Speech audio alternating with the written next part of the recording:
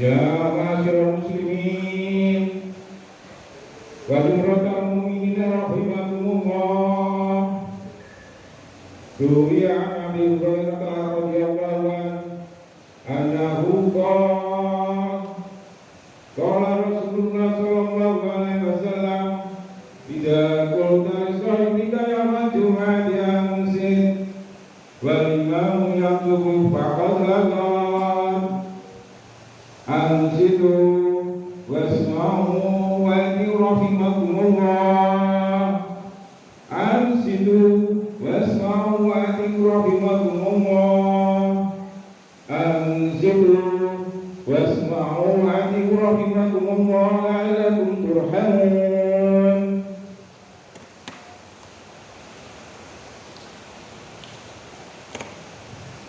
Allahumma shalli ala Muhammad, Allahumma shalli ala sayyidina Muhammad, Allahumma shalli ala sayyidina wa maulana Muhammad. Assalamualaikum warahmatullahi wabarakatuh. Allahu akbar,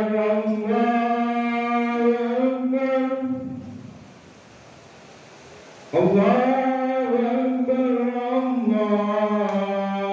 Allahu akbar.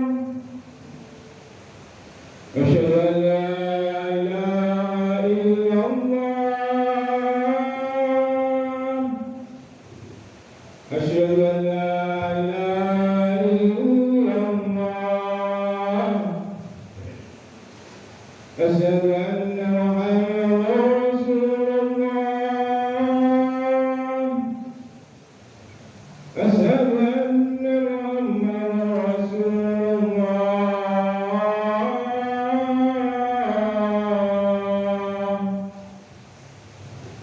Hayya 'alas salam.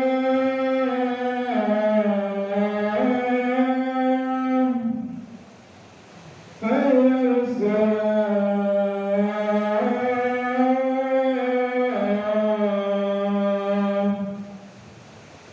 Hayya 'alal falah.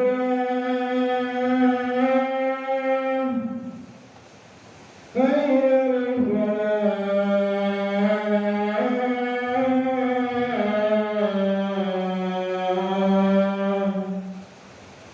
Allahu akbar, Allahu akbar.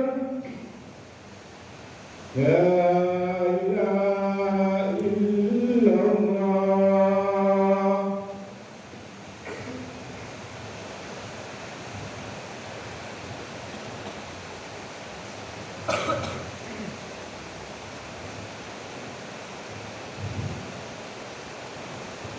Alhamdulillah,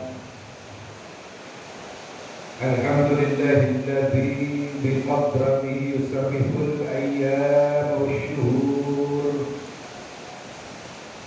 Ahmaduhu subhanahu wa ta'ala hamdan ala ni'amihi syakur.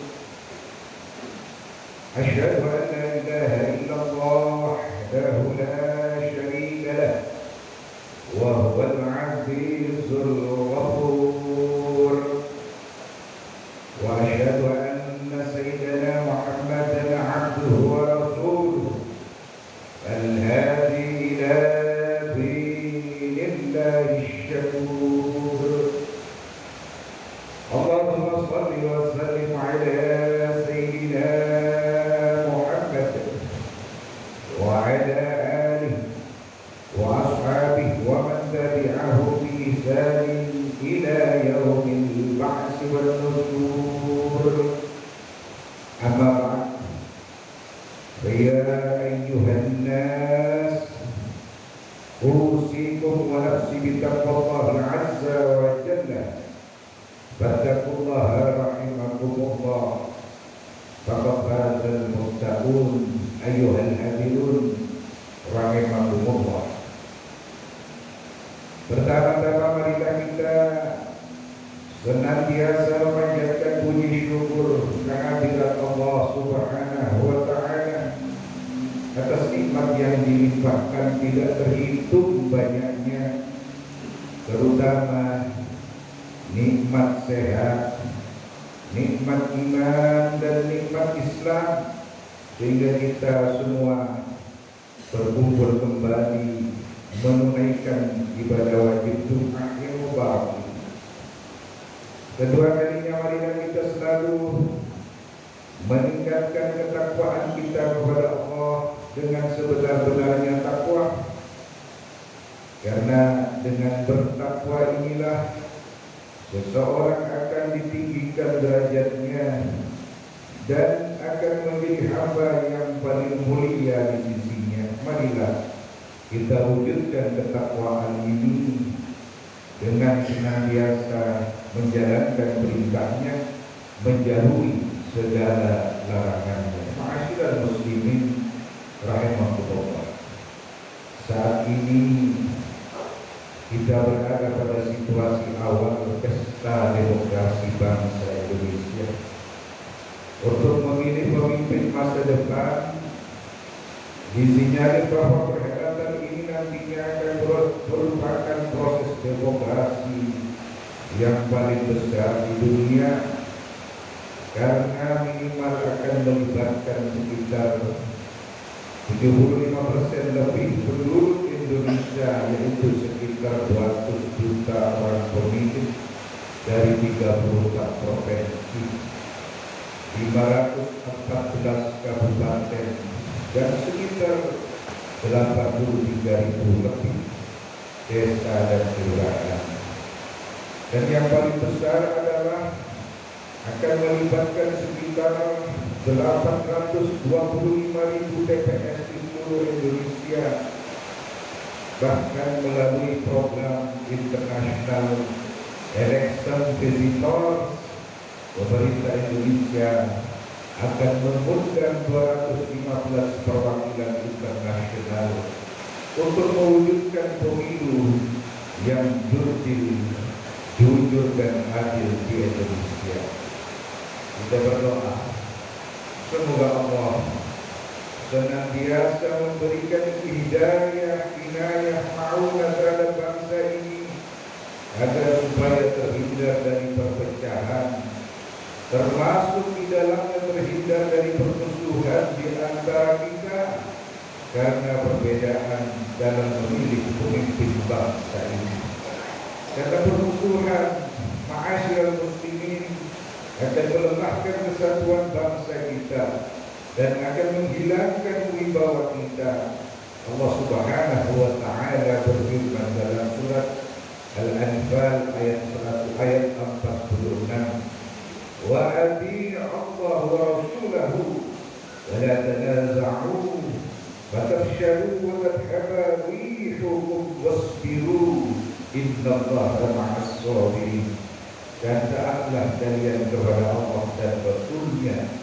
Janganlah kalian saling berselisih, karena akan menyebabkan kalian akan menjadi lemah dan hilang kekuatan. Kemudian bersabarlah, sesungguhnya Allah beserta orang-orang yang sabar. Ma'asyiral muslimin rahimakumullah. Sejarah bangsa ini telah memberikan pelajaran penting mengenai betapa berharganya persatuan dan kesatuan. Sejak zaman kerajaan Majapahit hingga masa penjajahan, bangsa ini selalu berada dalam ancaman disintegrasi, baik dari dalam maupun dari luar negeri. Hal itu disebabkan karena kekayaan alam kita, potensi sumber daya yang dimiliki oleh bangsa ini. Bahkan di akhir ini banyak yang iri hati dan ingin menguasai, dan sangat mudah menguasai, terutama di zaman revolusi industri ini. Ancaman perpecahan bisa datang dari berbagai cara, termasuk menggunakan teknologi canggih seperti gadget.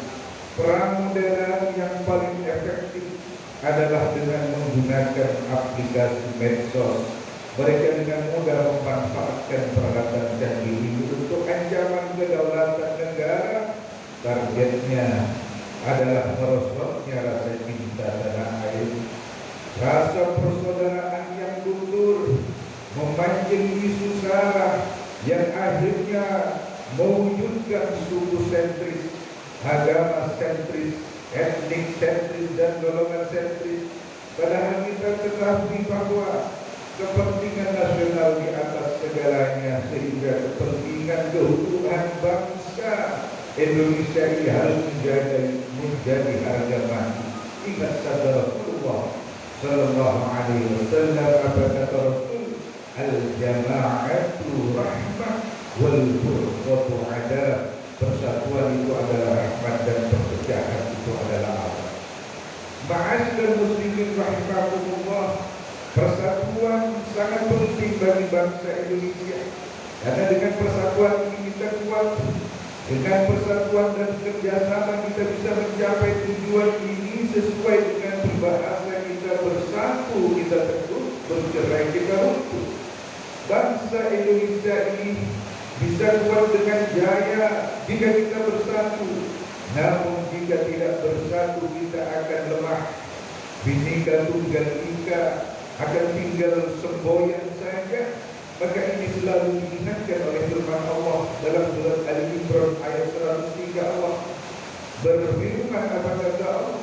Wa'tasimu bihablillahi jami'a wa la tafarraqu wadhkuru ni'matallahi 'alaikum id kuntum a'da' fa'alafa baina qulubikum fa asbahtum bi ni'mati ikhwana wa kuntum 'ala safahatin minan nar fa'anqadhakum minha.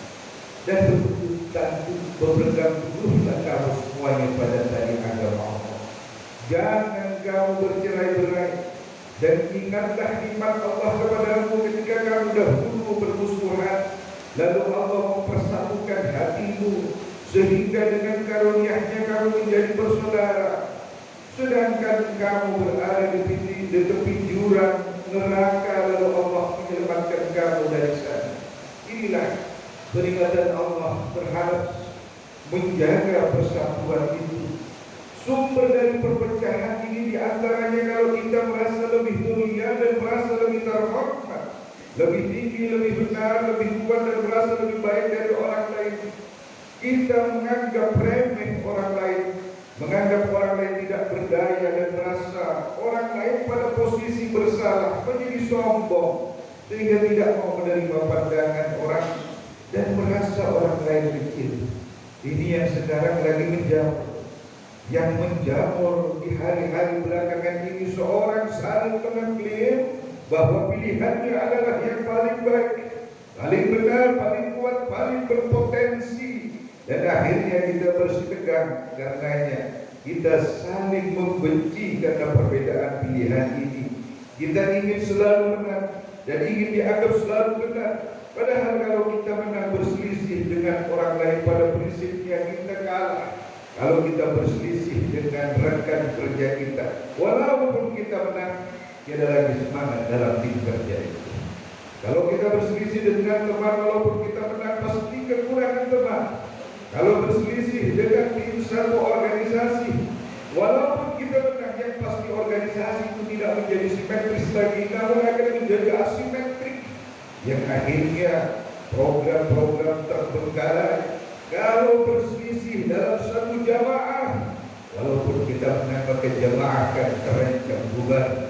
Dalam konteks ini ingat peribahasa lama, menang jadi arang, kalah jadi abu. Lebih-lebih di antara mereka yang berselisih itu adalah sesama muslim. Sangat disayangkan. Ingat firman Allah dalam surat Al-Hujurat ayat 10, innamal mu'minuna ikhwah wa aslihu bainakum akhawaykum wattaqullaha la'allakum turhamun. Orang-orang beriman itu sesungguhnya bersaudara. Sebab itu perbaikanlah hubungan di antara kalian saudara itu dan takutlah terhadap Allah supaya kamu mendapatkan rahmat. Maka sebenarnya persatuan ini, lurusnya kaum muslimin ini bisa kita tanamkan pada saat kita sholat berjamaah. Ambillah ini. Rasulullah SAW menganjurkan untuk meluruskan barisan saf kaum muslimin pada sholat berjamaah, sebagaimana sabda Rasul dalam dan yang diriwayatkan oleh Abu Daud. Apa kata Rasul? Aqimus subuh wa hadu bainal manaqib tulhiqu bi aidi ikhwanikum wa la tanalu burujati bisyaitan wa ma waswala saffan waswala Allah wa man qata'a saffan qata'a Allah. Artinya apa? Luruskan saf kalian, jadikanlah sejajar di antara bahu-bahu kalian, tutuplah celah yang kosong, bersikaplah lunak terhadap tangan saudara-saudara kalian, dan janganlah kalian menunjukkan sedikit pun celah bagi syaitan. Dan setelah yang menyambung saf kalian, maka Allah akan menyambungkannya, akan memperkuat persatuan itu. Namun barang siapa yang berusaha untuk memutuskan saf itu, maka Allah akan memutuskannya. Para sahabat, apabila ada seorang yang datang menuju saf dalam berjamaah, dan sahabat itu berusaha masuk, maka sahabat lainnya melembutkan bahunya untuk sehingga dia bisa masuk. Begitulah gambaran dan cara Allah menyatukan hati-hati kita orang yang beriman. Kita memberikan kelembutan komunikasi yang persuasif, walaupun kita berbeda di dalam pemilihan ini.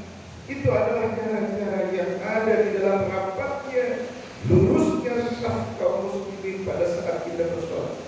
Dan memang begitulah tradisi perjuangan kaum muslimin. Dan kita dianjurkan untuk taat kepada pemimpin yang sah apabila nanti ditetapkan melalui sebuah mekanisme yang ada. Sebagaimana umat Islam kita punya prinsip, begitu pemimpin itu terpilih, siapapun orangnya harus kita taati. Sebagaimana dalam surat An-Nisa ayat 59 Allah berfirman, ya ayyuhalladzina amanu atii'u Allah wa atii'ur rasul wa ulil amri minkum. Hai orang-orang yang beriman, taatlah kepada Allah dan taatlah kalian kepada Rasul dan pemimpin kalian. Maka tidak ada gunanya kita berselisih. Maka teguhkanlah pilihan dan jamaah ma'asyiral muslimin rahimakumullah apa yang diyakininya. Tidak ada orang sedikit pun berhak untuk mengganggunya. Itulah sifat-sifat kita, bagaimana kita berkomunikasi dengan lembut sebagaimana dianjurkan dalam jamaah syar kita. Ma'asyiral muslimin, Islam telah mengajarkan kepada kita memupuk persaudaraan melalui sholat. Allah juga berfirman dalam surat Al-Baqarah, wa aqimus shalah wa atuz zakah warka'u ma'ar raki'in, dan dirikanlah sholat, tunaikan zakat, rukuklah beserta orang-orang yang rukuk. Kalimat rukuk beserta orang-orang yang rukuk mengindikasikan bahwa Allah mengajak untuk bersatu sesama muslim baik di dalam sholat maupun di luar sholat, agar supaya kita dapat berpegang teguh bersama dengan tali agama Allah, bersatu padu, tidak bercerai-berai. Fakta menunjukkan bahwa perpecahan telah banyak mengakibatkan negara-negara Islam zaman dahulu masuk dalam jurang perang saudara seperti Suriah, Irak, Libya, Yaman, Somalia, Lebanon, Sudan, Aljazair. Seluruhnya menimbulkan kehancuran bangsa tersebut, memperandakan perekonomian dan peradaban, termasuk juga menyengsarakan kehidupan dunia, termasuk nanti di akhirat. Apakah ini semuanya yang kita inginkan? Gara-gara pilihan pesta demokrasi kita bercerai-berai, gara-gara ini kita justru mengorbankan persatuan dan kesatuan? Jelas tidak. Dan Allah Subhanahu wa ta'ala juga menggarisbawahi dalam surat Ali Imran ayat 105, selalu mengingatkan, wala tatadu kalladzina tafarraqu wa ikhtalafu min ba'di ma ja'ahumul bayyinat wa ulaika lahum 'adzabun 'adzim. Dan janganlah kamu menyerupai orang-orang yang bercerai-berai dan berselisih sesudah datang keterangan yang jelas kepada mereka.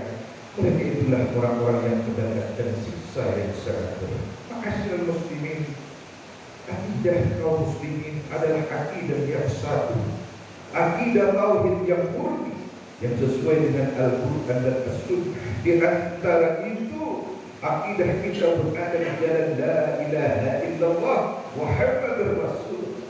Kalimat inilah yang menyatukan kaum muslimin dan menjadikan kita berjaya.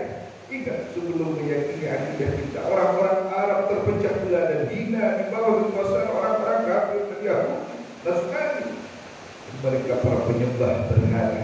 Ketika Allah menganugerahkan mereka dengan agama Islam melalui Nabi Muhammad sallallahu alaihi wasallam dan kalimat tauhidnya, kemudian kita berpegang teguh dan mengamalkannya, dan tidak ada kekuatan di dunia ini yang mampu mengalahkan kita. Kita sudah punya modalitas akidah ini, kita sudah punya kemerdekaan, termasuk kemerdekaan berpendapat, beraktivitas, termasuk pula kemerdekaan untuk memilih. Maka ini adalah anugerah Allah yang paling berharga terhadap bangsa ini. Oleh karena itu, marilah kita selalu jaga dan jangan bermusuhan. Buang jauh-jauh permusuhan dan perselisihan karena hanya karena fanatisme terhadap pilihan tertentu. Ini sebenarnya sudah tidak dibenarkan oleh Allah, tidak dibenarkan dalam ajaran agama Allah. Sebab Allah mengajarkan kita untuk bersatu di dunia, termasuk kalau kita istiqomah dengan persatuan. Allah akan memanggil kita, juga menyatukan kita nanti di yaumul qiyamah dengan hamba-hamba Allah yang seluruhnya ahli ibadah, sebagaimana dalam surat Al-Fajr ayat 27 sampai 30. Apa kata Allah kalau kita nanti meninggal dunia? Allah menyerukan memanggil kita, ya ayyatuhan nafsul mutmainnah, irji'i ila rabbiki radiyatan mardiyah fadkhuli fi ibadi wadkhuli jannati. Wahai orang yang mempunyai jiwa yang senantiasa tenang, kembalilah dengan Tuhanmu dengan keadaan engkau berpuas hati. Maka masuklah, berkumpullah, bersatulah dengan hamba-hamba yang seluruhnya berbahagia, dan masuklah ke dalam syurga Allah. Mudah-mudahan kita dipanggil oleh Allah, diakui umat dari Muhammad sallallahu alaihi wasallam. Barakallahu li wa lakum bil Qur'anil azim wa nafa'ani wa iyyakum bima fihi min al-ayati wa dzikri hakim wa taqabbal minni wa minkum tilawatihi innahu as-sami'ul 'alim fastaghfiruhu innahu huwal ghafurur rahim. Allahumma shalli ala Muhammad, Allahumma shalli ala Sayyidina Muhammad, Allahumma shalli ala Sayyidina wa Maulana Muhammad.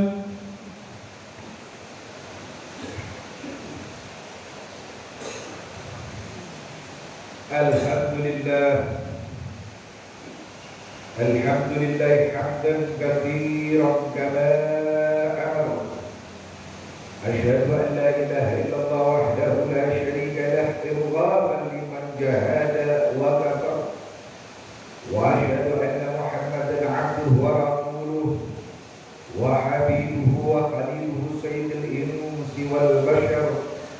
Allahumma shalli wa sallim wa barik ala Muhammad wa ala alihi wa ashabihi wa sallim tasliman katsira. Amma ba'd.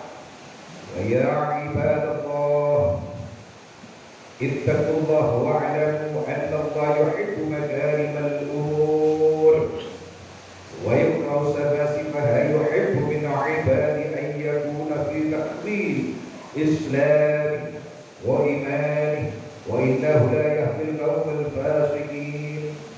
Allahumma shalli wa sallim wa barik ala Muhammad wa ala ali Muhammad kama shallaita wa sallamta wa barakta ala Ibrahim wa ala ali Ibrahim fil 'alamin innaka Hamidum Majid. Amin. Allahumma ighfir lil mu'minina wal mu'minat wal muslimina wal muslimat allazina minhum wal amwat innaka sami'un qaribun mujibud da'wat wa qadil hajat. Allahumma rabbana la tuzigh qulubana ba'da idh hadaytana wa hab lana min ladunka rahmatan innaka antal wahhab. Rabbana la taj'al fi qulubina illa lil ladzina amanu rabbana innaka ra'ufur rahim. Rabbana hab lana min azwajina wa dhurriyyatina qurrata a'yun waj'alna lil muttaqina imama. Rabbana atina fid dunya hasanah wa fil akhirati hasanah وقنا عذاب النار. عباد الله، إن الله يأمر بالعدل والإحسان وإيتاء ذي القربى وينهى عن الفحشاء والمنكر والبغي يعظكم لعلكم تذكرون. فاذكروا الله العظيم يذكركم واشكروا على نعمه يزدكم ولا تكفروا الله والله يعلم ما تصنعون. أقيموا الصلاة.